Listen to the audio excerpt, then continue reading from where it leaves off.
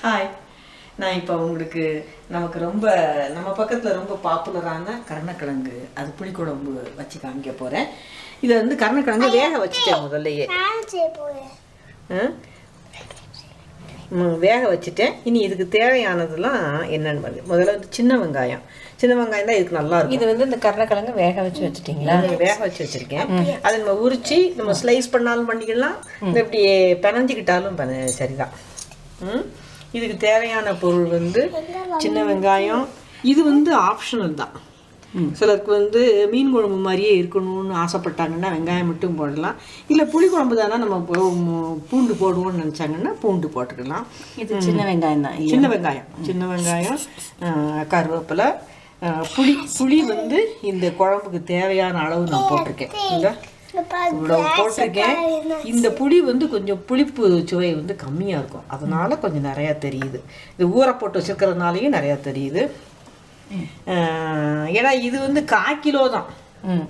1/4 கிலோவுக்கு உண்டான இது அவ்வளோ புளி தான் போடணும். என்ன இதுக்கு வந்து வத்தல் பொடி சீரகப்பொடி தான் இதுக்கு மசாலா. சீரகப்பொடி வந்து வத்தல் பொடி உங்கள் டேஸ்ட்டுக்கு போட்டுக்கோங்க.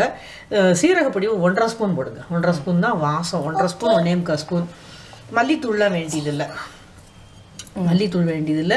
மஞ்சத்தூள், உப்பு. இதை வந்து குழம்பு இது பண்ணுறதுக்கு தண்ணி, நல்லெண்ணெய் போடுவோம். நல்லெண்ணெய் போட்டால் ரொம்ப மீன் குழம்பு மாதிரியே இருக்கும். இதை வந்து கரண்டி போட்டு தாளிக்கிறது அதெல்லாம் தேவையே கிடையாது. நம்ம இது பண்ணி வரும்போது கொதிச்சு வரும்போது எண்ணெய் ஊற்றுறது தான் இதுக்கு. மீன் குழம்பு மாதிரியே கொதிக்கும். ஆமாம், இதுக்கு பேர் வந்து கூட்டி கொதிக்க வைக்கிறதுன்னு சொல்லுவாங்க. அதனால தான் நம்ம கிழங்க வந்து வேக வச்சு வச்சுருக்கோம். சரியா, வேக வச்சு வச்சுருக்கோம். நான் இப்போ இதை அரைச்சி போடுறேன், புழிஞ்சி போடுறேன். இந்த நேரத்தில் வந்து புளிப்பு டெஸ்ட் பண்ணிக்கோங்க. எனக்கு இது போதும்னு தோணுது. போட்டால் கூட லேசாக போட்டால் போதும்னு தோணுது. அப்படி கொஞ்சம் புளிப்பு கூடிடுச்சுன்னா காரத்தை கொஞ்சம் கூட்டிட்டிங்கன்னா இவ்வளோ போதும்.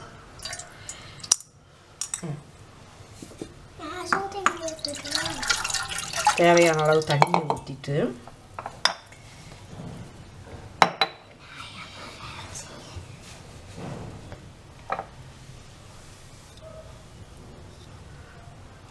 இது வந்து கொஞ்சம் நிறையா போடும். இது சீரகப்பொடி, மல்லித்தூள் கிடையாது இதுக்கு.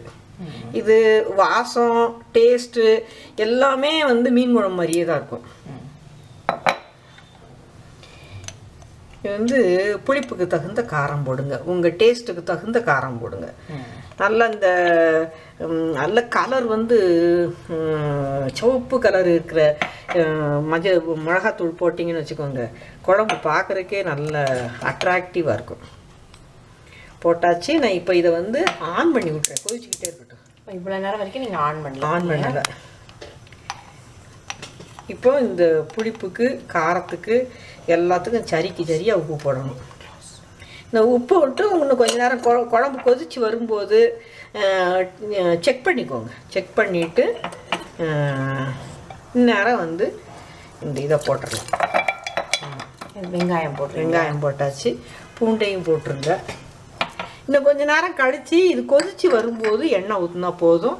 இதை இப்போ நான் தோலை உரிச்சு ஸ்லைஸ் பண்ணிடுறேன். அது ஸ்மாஷ் பண்ணுறதுனாலும் பண்ணிக்கிடலாம்.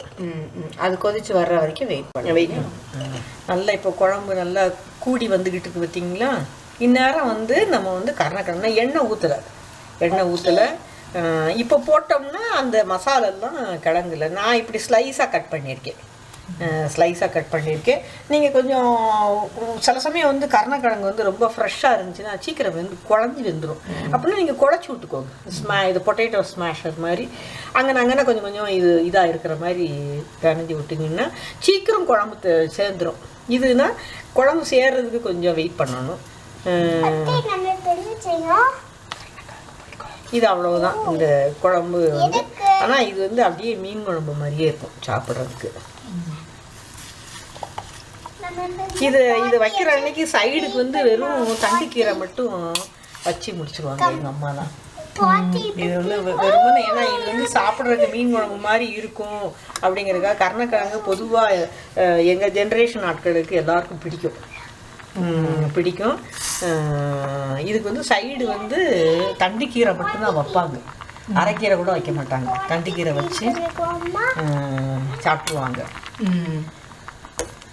இப்போ கொஞ்சம் குழம்பு சேர்ற மாதிரி இருக்குல்ல, பச்சை வாடையும். நம்ம இதை கொஞ்சம் இந்நேரம் வந்து சிம்மில் வச்சுக்குவோம். ஃப்ளேம் நல்லா அந்த மசாலாம் உள்ள எண்ணெய் இப்போ ஊற்றிடுவோம். நல்லா இப்போ குழம்பு நல்ல கலர்ஃபுல்லாக இருக்குல்ல.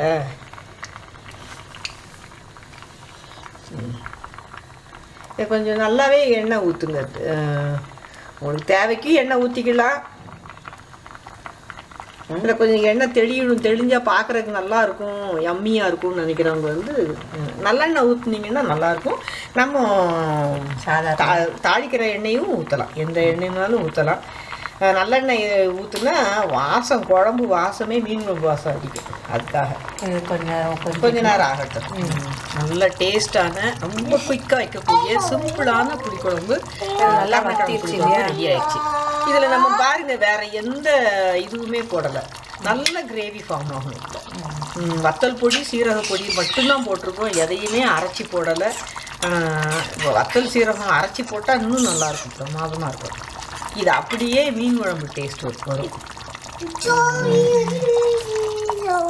இன்னும் கொஞ்சம் கூட இப்போ இந்த முடிஞ்சிருச்சுல, இந்த குழம்பு முடிஞ்ச அப்புறம் மேலே ஒரு ஸ்பூன் நல்லெண்ணெயை இது பண்ணிக்கிட்டிங்கன்னா அந்த வாசமும் அதுவும் ரொம்ப நல்லாயிருக்கும்.